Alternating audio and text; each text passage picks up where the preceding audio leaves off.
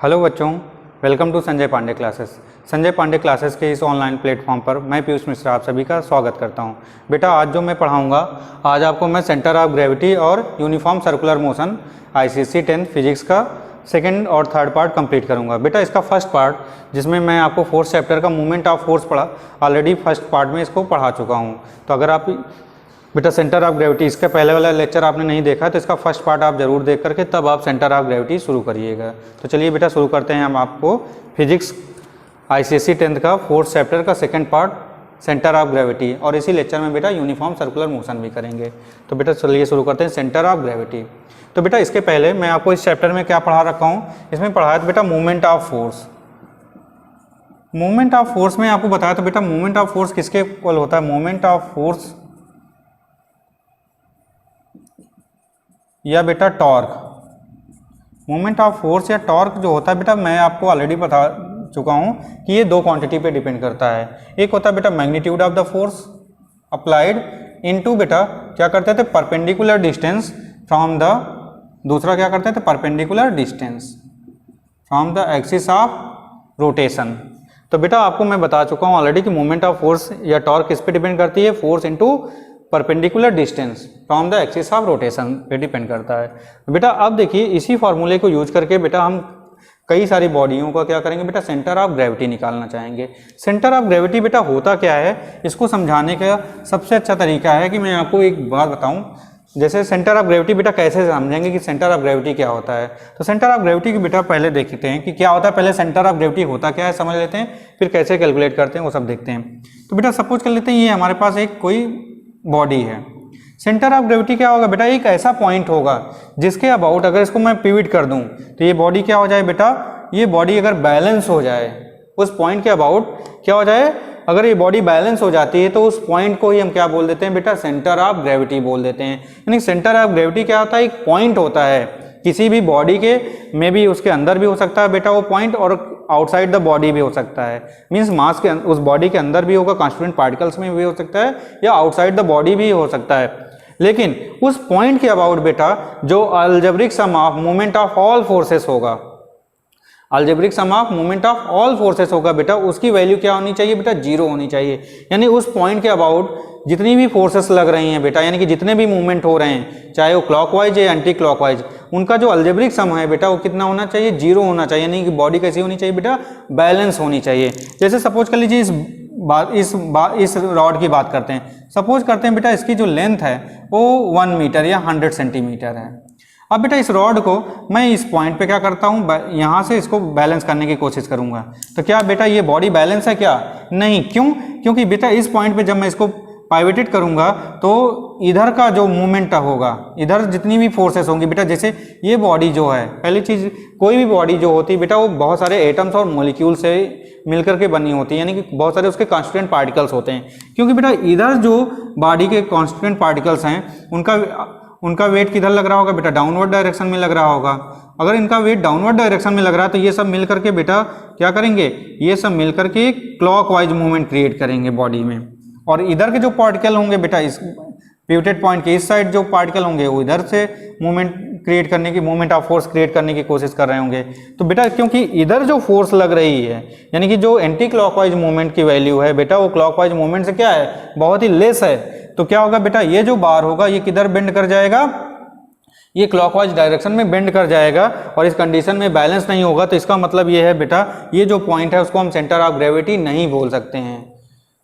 और बेटा इसको हम चेंज करते जाएंगे तो बहुत सारी जगह पे बेटा अगर हम इसको जो हमारा line of action of force है या बेटा जो ये पॉइंट ऑफ पिवटेड पॉइंट है, अगर बेटा इसको हम इसके सेंटर पे ले आ देते हैं, किस पे, यानी 50 सेंटीमीटर पे, तो हम देखेंगे क्या, ये बॉडी क्या हो जाएगी बेटा, बैलेंस हो जाएगी।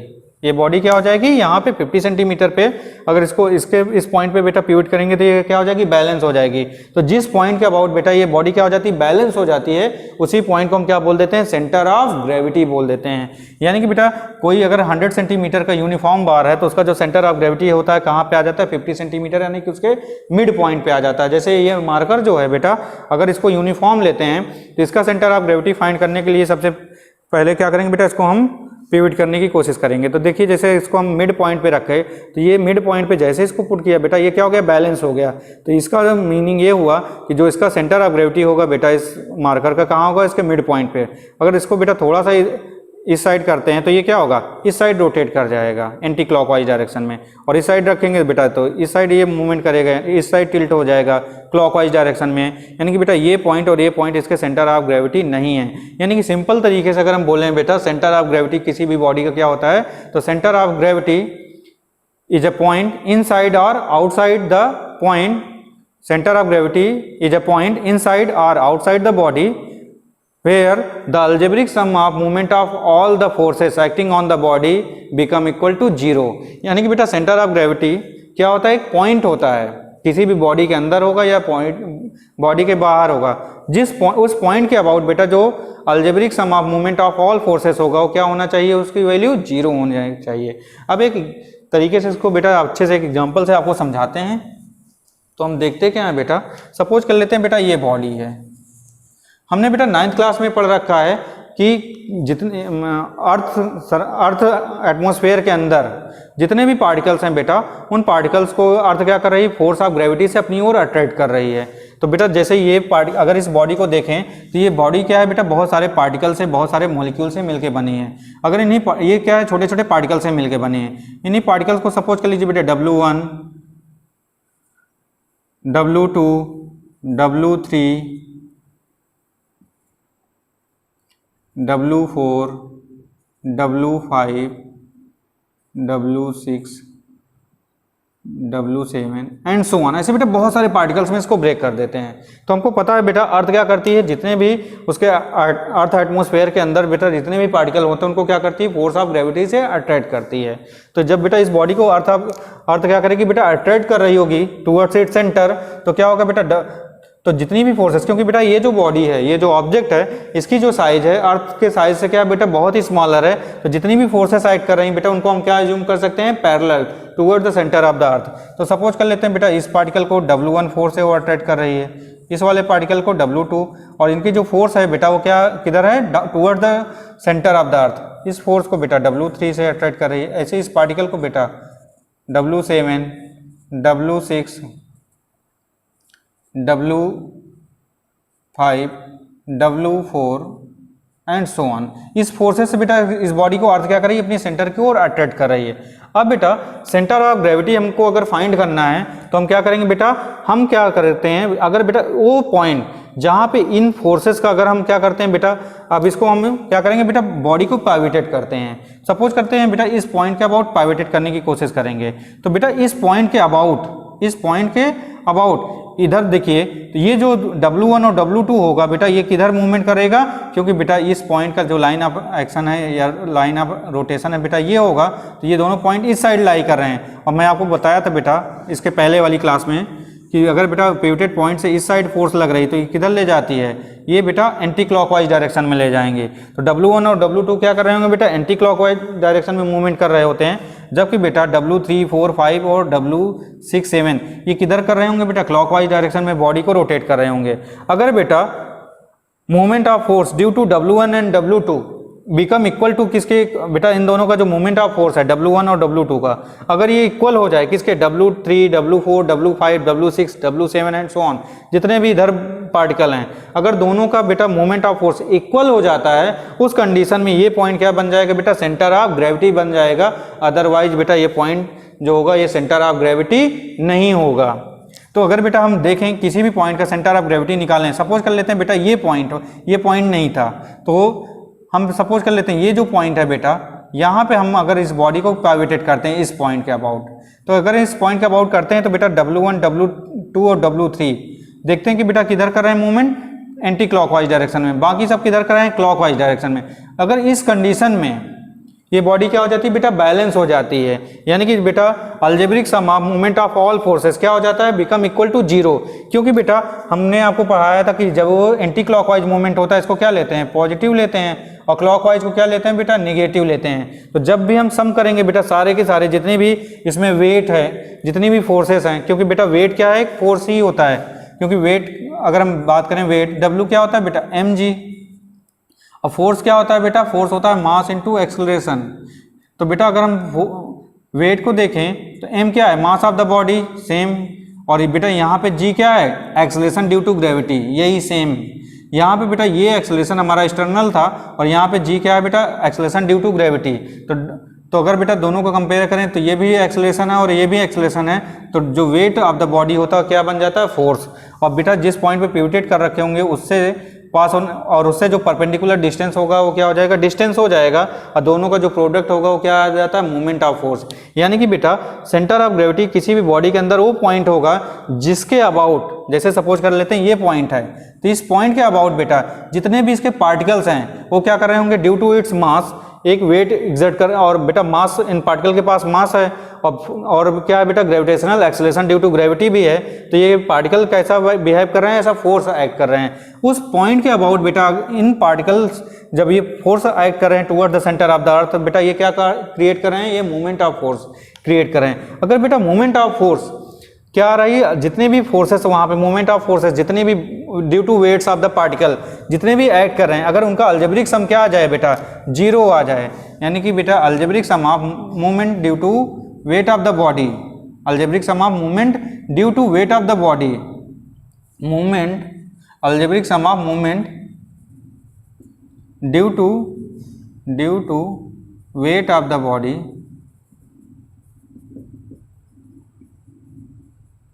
क्या हो जाए बेटा, जीरो हो जाए। तो जिस पॉइंट के अबाउट बेटा ये कंडीशन हमको ऑब्टेंड हो जाती है उसी पॉइंट को हम क्या बोल देते हैं, सेंटर ऑफ ग्रेविटी बोल देते हैं।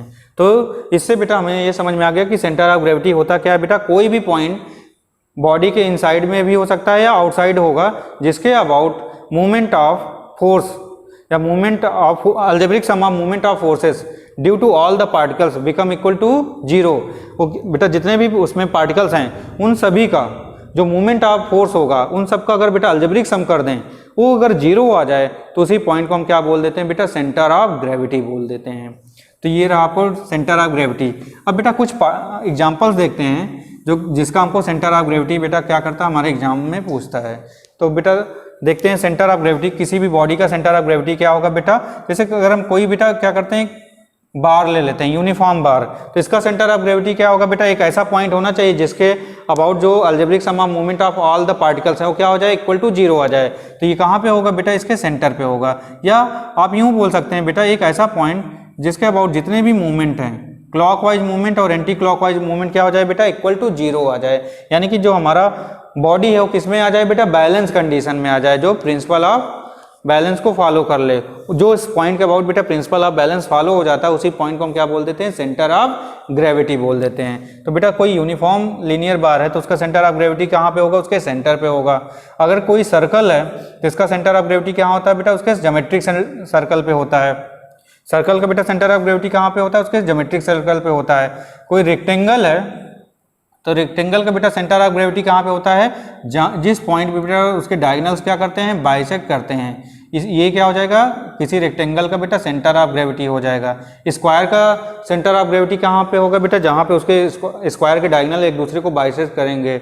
इसी तरह से बेटा अगर हम किसी कोन का निकालना चाहते हैं सेंटर ऑफ ग्रेविटी, तो अगर बेटा कोन हॉलो कोन है तो इसका जो सेंटर ऑफ ग्रेविटी होगा बेटा वो कहाँ पे होगा, इसके एक्सिस के h/3 पे होगा। हॉलो कोन के कहाँ पे होगा बेटा, h/3। और बेटा ये जो हाइट है इसका डिस्टेंस कहाँ से मेजर कर रहे हैं, फ्रॉम द बेस। और बेटा अगर ये सॉलिड कोन है, ये कैसा है, ये तो हॉलो कोन था, और अगर ये सॉलिड कोन है बेटा तो सॉलिड कोन का जो सेंटर ऑफ ग्रेविटी होता है वो कहाँ पे होता है बेटा, h/4 पे होता है, हाइट का 1/4। और हाइट मेजर कहाँ से करते हैं बेटा, हम बेस से मेजर कर रहे होते हैं।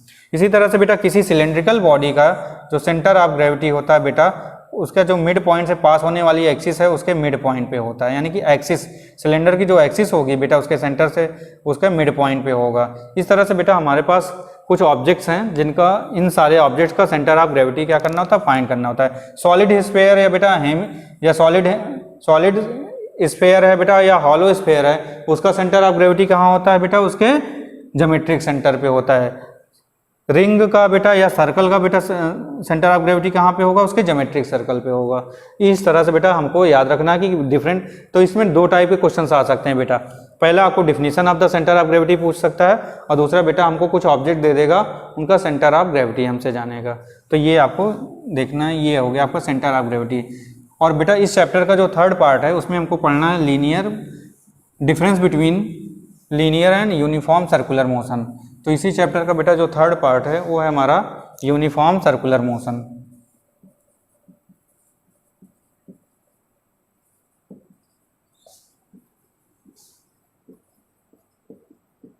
Uniform circular motion. तो बेटा चलिए, और इस पार्ट में जो हमारा मेनली क्वेश्चन आता है वो आता है बेटा difference between the uniform circular motion and uniform linear motion. तो बेटा यूनिफॉर्म लीनियर मोशन हम लोग ने 9th में पढ़ रखा है, अब क्या पढ़ेंगे बेटा, यूनिफॉर्म सर्कुलर मोशन। पहले बेटा देखते हैं what is the meaning of uniform. Uniform का मतलब होता है बेटा कांस्टेंट, जो चीज़ें क्या वेरी ना कर रही हूँ with respect to time. Circular मतलब बेटा वो किसमें अलॉन्ग द सर्कल मूव कर रहा होगा। मोशन का मतलब मूवमेंट होता है, यानी बेटा यूनिफॉर्म सर्कुलर मोशन का मतलब क्या होगा, जैसे कोई हमारे पास बेटा ऑब्जेक्ट या पार्टिकल है, अगर कोई पार्टिकल बेटा किसी सर्कल के अलॉन्ग विथ कांस्टेंट स्पीड क्या कर रहा होगा, मोशन कर रहा होगा, तो इसके मोशन को हम क्या बोल देते हैं बेटा, यूनिफॉर्म सर्कुलर मोशन। कैसे डिफाइन कर सकते हैं बेटा, if a body or particle moving with a constant speed along a circular path then its motion is said to be uniform circular motion। यानी कि बेटा कोई भी पार्टिकल अगर किसी सर्कल के सरकमफ्रेंस के अलॉन्ग क्या कर रहा है बेटा, मोशन कर रहा है, लेकिन उसकी जो स्पीड है बेटा वो क्या है, कांस्टेंट है। स्पीड क्या है बेटा, कांस्टेंट है, तो उस मोशन को हम क्या बोलेंगे, uniform circular motion. When a body या particle moving along a circular path with constant speed. तो बेटा स्पीड ऑफ द बॉडी क्या है, यहाँ पे स्पीड जो है बॉडी की क्या रखा हमने, स्पीड कांस्टेंट रखा है।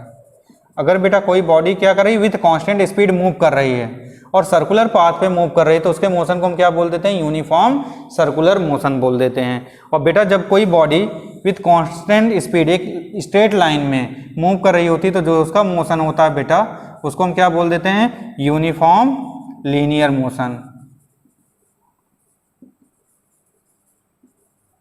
यानी कि जब भी कोई बॉडी बेटा along a straight line move कर रही हो और उसकी स्पीड क्या हो बेटा, कांस्टेंट हो। स्पीड कांस्टेंट होने का मतलब बेटा body covers equal distance in equal interval of time, यानी कि इक्वल टाइम इंटरवल में इक्वल डिस्टेंस कवर कर रही हो, तो उस टाइप के मोशन को हम क्या बोलते हैं बेटा, यूनिफॉर्म लीनियर मोशन, जो हम 9th में पढ़ रखे हैं। हमें बेटा मेनली 10th में पढ़ना क्या है बेटा, difference between the uniform linear motion and uniform circular motion. तो बेटा जब भी बॉडी यूनिफॉर्म सर्कुलर मोशन क्या होता है ये आपको समझ में आ गया कि when a particle moving along a circular path with constant speed its motion is said to be uniform circular motion. अब बेटा यूनिफॉर्म सर्कुलर मोशन में स्पीड क्या हो गई, कांस्टेंट। तो हम देखते क्या है बेटा, अगर स्पीड कांस्टेंट हो गई तो दूसरा हम क्या जानना चाहते हैं बेटा, इसकी वेलोसिटी। अगर बेटा इसकी वेलोसिटी देखते हैं तो स्पीड कैसी क्वांटिटी है बेटा, स्पीड हमारी स्केलर क्वांटिटी है। स्केलर क्वांटिटी क्या होती है बेटा, those quantity whose value depend only on its magnitude. ऐसी क्वांटिटी बेटा जिनकी वैल्यू किस पे डिपेंड करती है, सिर्फ और सिर्फ मैग्नीट्यूड पे डिपेंड करती है, उनको हम क्या बोलते हैं, स्केलर क्वांटिटी। तो स्पीड हमारी क्या है बेटा, स्केलर क्वांटिटी है। लेकिन वेलोसिटी क्या है बेटा, वेलोसिटी हमारी वेक्टर क्वांटिटी है। वेक्टर क्वांटिटी क्या होती है बेटा, the quantity whose value depend on both magnitude as well as direction. Magnitude पर भी डिपेंड करे जिसकी वैल्यू, और डायरेक्शन पे भी डिपेंड करे। तो यहाँ पे अगर हम बॉडी को देखते हैं बेटा, तो डायरेक्शन ऑफ द बॉडी जो होगा वो क्या होगा बेटा, कि जैसे इस पॉइंट पे हमको बेटा बॉडी का डायरेक्शन निकालना है, तो इस पॉइंट पे हम क्या करते हैं बेटा, टेंजेंट ड्रॉ कर देते हैं। तो जो डायरेक्शन ऑफ टेंजेंट होता है बेटा वही क्या बताता है, हमारा बॉडी का डायरेक्शन बताता है। तो इस पॉइंट पे बेटा डायरेक्शन ये है, सपोज करते हैं इस पॉइंट पे क्या हो जाएगा बेटा, यहाँ पे टेंजेंट ड्रॉ करेंगे, ये इस पॉइंट पे देखते हैं बेटा डायरेक्शन ये, और यहाँ पे क्या आएगा ये। तो हम देख क्या रहे हैं बेटा, जो पार्टिकल इसके अलॉन्ग सर्कुलर पाथ के अलॉन्ग मूव कर रहा है उसका मैग्नीट्यूड क्या है बेटा, मैग्नीट्यूड यानी कि स्पीड क्या है, कांस्टेंट है, लेकिन डायरेक्शन क्या है बेटा, चेंज हो रहा है। तो due to change in direction velocity कैसी है बेटा, वेरिएबल है। वेलोसिटी कैसी है बेटा, वेरिएबल है इस केस में। किस केस में बेटा, यूनिफॉर्म सर्कुलर मोशन के केस में। स्पीड क्या है, कांस्टेंट, वेलोसिटी क्या है बेटा, वेरिएबल। लेकिन अगर हम यूनिफॉर्म लीनियर मोशन के केस में देखते हैं तो इस केस में बेटा स्पीड हमारी क्या है, कांस्टेंट, क्योंकि इक्वल इंटरवल ऑफ टाइम में इक्वल डिस्टेंस कवर कर रहा है। दूसरी बेटा वेलोसिटी देखते हैं, तो मैग्नीट्यूड, स्पीड तो कांस्टेंट है बेटा, और डायरेक्शन भी क्या है, same along the straight line है, तो वेलोसिटी भी कैसी हो जाएगी बेटा, डायरेक्शन भी सेम हो जाएगा, तो वेलोसिटी इसकी क्या हो जाएगी बेटा, नॉन वेरिएबल यानी कि कांस्टेंट हो जाएगी ये भी। क्यों वेलोसिटी कांस्टेंट हो गई बेटा, क्योंकि magnitude as well as direction दोनों क्या है बेटा, कांस्टेंट हैं, ना डायरेक्शन चेंज हो रहा है ना बेटा उसकी स्पीड चेंज हो रही है, इसलिए वेलोसिटी क्या हो गई, कांस्टेंट हो गई। क्योंकि वेलोसिटी बेटा किस पे डिपेंड करेगी, एक तो मैग्नीट्यूड ऑफ द मोशन पे डिपेंड करेगी, तो मैग्नीट्यूड यानी स्पीड क्या है, कांस्टेंट, और बेटा डायरेक्शन पे डिपेंड करती है तो डायरेक्शन भी सेम है, तो इसका वेलोसिटी क्या हो गई, कांस्टेंट हो गई। यानी कि क्या है बेटा, ये इस uniform circular motion, uniform linear motion के केस में स्पीड कांस्टेंट होती है, वेलोसिटी भी क्या होती है, कांस्टेंट होती है, जबकि यूनिफॉर्म सर्कुलर मोशन के केस में स्पीड क्या होती है, कांस्टेंट होती है, लेकिन वेलोसिटी क्या होती है बेटा, वेरिएबल। और हम जानते हैं बेटा एक्सेलरेशन क्या होता है बेटा, एक्सेलरेशन होता है बेटा the rate of change of velocity. अगर बेटा वेलोसिटी चेंज हो रही है तो अगर वेलोसिटी डिवाइडेड बाय टाइम कर देंगे तो क्या आ जाएगा बेटा, rate of change of velocity आ जाएगा। और बेटा rate of change of velocity को क्या बोलते हैं, एक्सेलरेशन, क्योंकि बेटा वेलोसिटी वेरिएबल है, इसलिए ये जो मोशन होगा ये कैसा मोशन हो जाएगा बेटा, एक्सेलरेटेड मोशन हो जाएगा, मोशन, एक्सेलरेटेड मोशन, यानी कि बेटा यहाँ पे एक्सेलरेशन कुछ ना कुछ होगा। तो ये जो यूनिफॉर्म सर्कुलर मोशन होता है इसमें बेटा स्पीड कांस्टेंट होती है, वेलोसिटी हमारी वेरिएबल होती है, और एक्सेलरेशन और मोशन कैसा होता है बेटा, एक्सेलरेटेड मोशन होता है। जबकि लीनियर यूनिफॉर्म लीनियर मोशन के केस में क्योंकि बेटा वेलोसिटी कांस्टेंट हो गई, इसलिए इसका एक्सेलरेशन क्या हो जाएगा बेटा, इसका जो एक्सेलरेशन है, इसका जो एक्सेलरेशन है क्या हो जाएगा बेटा, जीरो। और यानी कि ये कैसा मोशन होगा बेटा, ये नॉन एक्सेलरेटेड मोशन होगा। जबकि बेटा यूनिफॉर्म सर्कुलर मोशन जो होता है वो क्या होता है बेटा, एक्सेलरेटेड मोशन होता है, इवन इसकी स्पीड क्या है, कांस्टेंट है। तो ये क्वेश्चन पूछता है बेटा, in which type of the motion the speed of the body is constant although it is an accelerated motion। तो आप क्या बोलोगे बेटा, in case of uniform circular motion the speed of the body is constant but it is an example of accelerated motion. यानी कि बेटा uniform circular motion एक ऐसा एग्जाम्पल है जिसमें हमारी बॉडी की स्पीड क्या होती है, कांस्टेंट होती है, फिर भी एक ऐसा मोशन होता है बेटा, एक्सेलरेटेड मोशन होता है। जबकि बेटा यूनिफॉर्म लीनियर मोशन के केस में स्पीड हमारी कांस्टेंट होती है, वेलोसिटी कांस्टेंट होती है, इसलिए एक ऐसा मोशन होता है बेटा, नॉन एक्सेलरेटेड मोशन होता है, क्योंकि यहाँ पे इसका जो एक्सेलरेशन की वैल्यू आती है वो क्या आती है बेटा, जीरो आती है। यहाँ पे एक्सेलरेशन हो क्यों रहा है, क्योंकि बेटा direction of the motion of the body क्या हो रहा है, चेंज हो रहा है। और बेटा क्योंकि direction of the motion of the body change हो रहा है इसलिए वेलोसिटी क्या हो गई, वेरिएबल। और जब बेटा वेलोसिटी वेरिएबल हो गई तो रेट ऑफ चेंज, यानी कि वेलोसिटी क्या हो रही है, चेंज हो रही है, और rate of change of velocity को ही हम क्या बोलते हैं बेटा, एक्सेलरेशन। और जब टाइम के साथ क्योंकि वेलोसिटी चेंज हो रही है इसलिए बेटा मोशन कैसा हो जाएगा, एक्सेलरेटेड मोशन हो जाएगा। इसके अलावा बेटा अब ये बॉडी जब ये मोशन कर रही होती है तो इसमें दो डिफिनीशन और आती हैं हमारा, एक आता है बेटा सेंट्रीपिटल फोर्स और दूसरा है बेटा सेंट्रीफ्यूगल फोर्स। तो देखते हैं बेटा सेंट्रीपिटल फोर्स क्या होती है और सेंट्रीफ्यूगल फोर्स क्या होती हैं और दोनों में difference. Centripetal force and centrifugal force.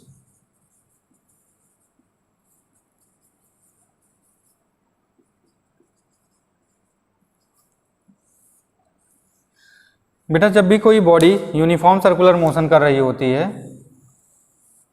तो इसका मैं अभी आपको बताया कि क्या हो रहा है बेटा, डायरेक्शन चेंज हो रहा है। यानी कि बेटा डायरेक्शन क्या हो रहा है, जैसे इस पॉइंट पे अगर हम देखते हैं तो बॉडी का डायरेक्शन क्या है बेटा, इधर है। इस पॉइंट पे देखते हैं तो डायरेक्शन क्या हो जाता है बेटा, इधर। इसका मतलब बेटा इसका डायरेक्शन क्या है, इस साइड क्यों बेंड कर रहा है, क्योंकि बेटा यहाँ से सेंटर से एक फोर्स क्या कर रही, बॉडी पे एक्ट कर रही। किधर एक्ट कर रही बेटा, टूवर्ड द सेंटर। यानी कि बेटा जब भी कोई बॉडी यूनिफॉर्म सर्कुलर मोशन करती है उस केस में, यूनिफॉर्म सर्कुलर मोशन के केस में बेटा एक फोर्स होती है जो toward the centre of the body, toward the centre of the circular path act करती है।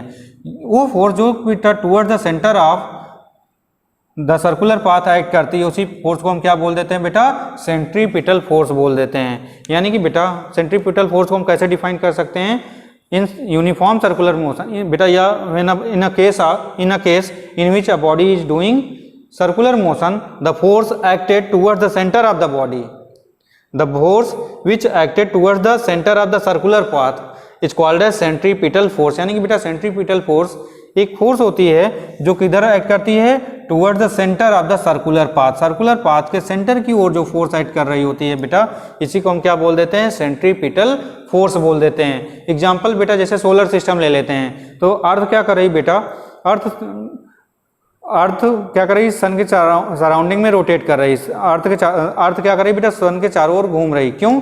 क्योंकि बेटा सन क्या कर रहा है, उसको फोर्स ऑफ एक ग्रेविटेशनल फोर्स है उसको अट्रैक्ट कर रहा है, यानी कि सन बेटा अर्थ को अपनी ओर, तो जो अर्थ का पाथ है बेटा सन के सराउंडिंग में, तो सन कहाँ पे है बेटा, सेंटर पे है, और अर्थ उसको क्या कर रही, सर्कुलर मोशन कर रही है। तो ये किसका एग्जाम्पल हो जाएगा, सन बेटा किस फोर्स उसको अट्रैक्ट कर रहा है, उसको हम बोल सकते हैं वो किसका एग्जाम्पल हो गया, सेंट्रीपिटल फोर्स का एक एग्जाम्पल हो गया।